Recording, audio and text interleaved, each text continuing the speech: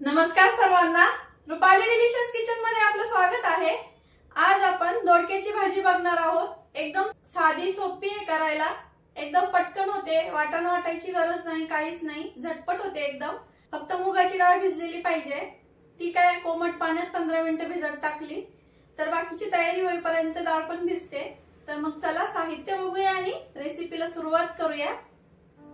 तर पाव किलो दोडका घेतलाय इथं, 2 कांदे, 1 टोमॅटो, कोथिंबीर, कढीपत्त्याची पानं, आलं अर्धा इंच आलं आणि 10 ते 12 लसणाच्या पाकळ्या आणि मूठभर डाळ घेतली, मी भिजत टाकली, अर्धा तास झाले। तर भिजून तिची अर्धी वाटी तयार झाली आहे।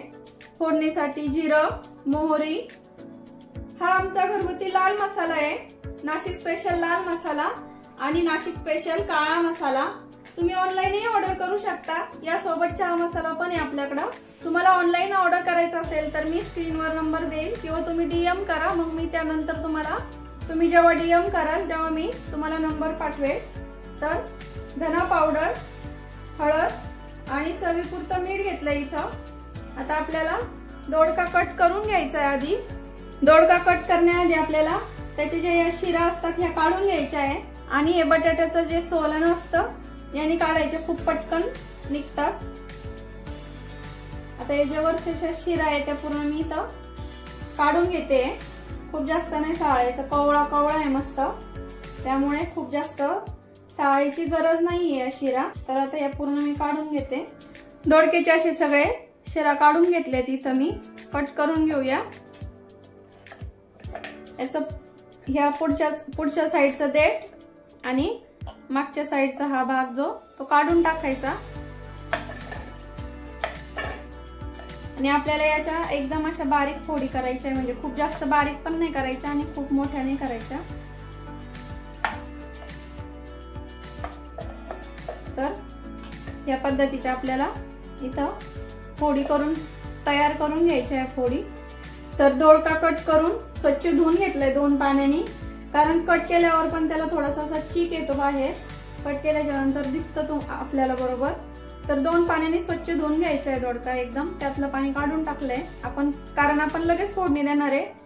तुम्ही जर लगेच फोडणी नसेल देणार तर त्यामध्ये लगेच थोडंसं पाणी ठेवायचं। तर इथं कांदा कट करून घेतलाय बारीक, टोमॅटो कट करून घेतलाय, आलं लसूण ठेचून घेतलंय। तर चला मग आता फोडणी देऊया। कढई गरम करायला ठेवली आहे, कढईमध्ये आपल्याला किटलीतले जे पळे असतात ती 1.5 पळी इथं तेल टाकून घेते मी। तेल गरम करून घ्यायचंय मध्यम असं, म्हणजे छान खमंग अशी फोडणी बसते। तेल गरम झालं की गॅस थोडासा कमी करायचा आहे, मीडियम टू लो फ्लेम वरती।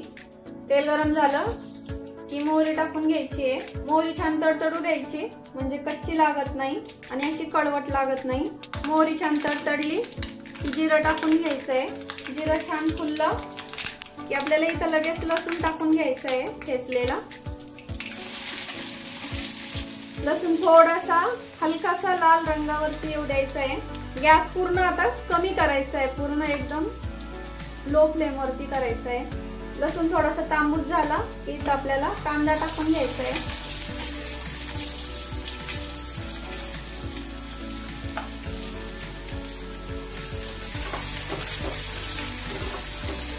कांदा थोडासा परतून घ्यायचा आपल्याला अर्धवट। कांदा टाकला, कढीपत्त्याची पानं टाकायची आपल्याला इथं गॅस मी आता मीडियम केलाय। कांदा टाकल्यावरती कांदा हलकासा परतला की टोमॅटो टाकून घ्यायचा आहे, ठेचलेलं आलं पण टाकून घ्यायचंय। कांदा टोमॅटो लवकर परतावं म्हणून इथं घेतलेलं चवीपुरतं मीठ सर्व टाकते इथं मी। आता गॅस मीडियम करायचा, मीडियम टू लो फ्लेम वरती करायचा आणि छान परतून घ्यायचा। आता कांदा टोमॅटो आपल्याला इथं तेल सुटेपर्यंत, कांदा आणि टोमॅटोचं जे पाणी असतं ते पूर्ण आपल्या या तेलामध्ये आटलं पाहिजे, म्हणजे त्याला आपोआप तेल सुटतं असं। कांदा टोमॅटो आपलं छान परतलंय, असं बघू शकता तेल सुटलंय पूर्ण। तर आता यामध्ये आपण सुके मसाले टाकून घेऊया। घरगुती लाल मसाला 1 चमचा, हळद किंचितशी टाकायची आहे, पाव चमच्यालाही कमी, कारण मसाल्यामध्ये पण हळद आहे। पाव चमचा धना पावडर, तुम्ही मसाले कमी अधिक करू शकता। मसाले छान परतून घ्यायचे। इथं थोडीशी फोडणीमध्ये कोथिंबीर, मसाले छान परतले की कट केलेला दोडका टाकून घ्यायचा आहे पूर्ण इथं। आता दोडका छान याच्यामध्ये परतून घ्यायचा आहे मसाल्यांमध्ये। तुम्ही ही भाजी अशी सुक्की पण करू शकता किंवा रश्श्याची पण करू शकता। भिजत टाकलेले मुगाची डाळ इथं टाकून घेऊया। मुगाची डाळ भिजत टाकल्यामुळे लवकर शिजते। तुम्ही डायरेक्ट धुवून टाकली तरी चालेल, फक्त शिजायला थोडासा वेळ लागतो। आता मुगाची डाळ दोडका सगळं आपण इथं परतून घेऊया। याआधी मी दोडक्याचा ठेचा रेसिपी टाकलेली आहे रुपाली डिलिशियस किचन वरती। तुम्ही दोडक्याचा ठेचा म्हणून सर्च केलं तरी रुपाली डिलिशियसला रेसिपी येऊन जाईल तुम्हाला। गॅस पूर्ण कमी करायचा आणि पॅक झाकण ठेवायचं आपल्याला आणि एका साइडला पाणी गरम करायला ठेवायचंय। पाणी गरमच वापरायचंय आपल्याला इथं भाजीला। 2 ते 3 मिनिटं झाले। भाजी पुन्हा मिक्स करायची। वाफ निघेपर्यंत इकडे पाणी पण गरम झालंय। गरम पाणी टाकून घेऊया भाजीला। आता तुम्हाला कितपत रस्सा हवाय त्यानुसार इथं तुम्ही पाणी टाका। तर आपल्याला शिजण्यासाठी पण पाणी लागेल, त्यामुळे मी थोडं जास्त टाकले पाणी, कारण मुगाची डाळ शिजायला थोडं पाणी लागतं। मुगाची डाळ शिजायला थोडा वेळ लागतो, त्यामुळे थोडं जास्त पाणी टाकलंय। तर आता मिक्स करायची आणि उकळी येईपर्यंत आपल्याला गॅस फुल ठेवायचा आहे।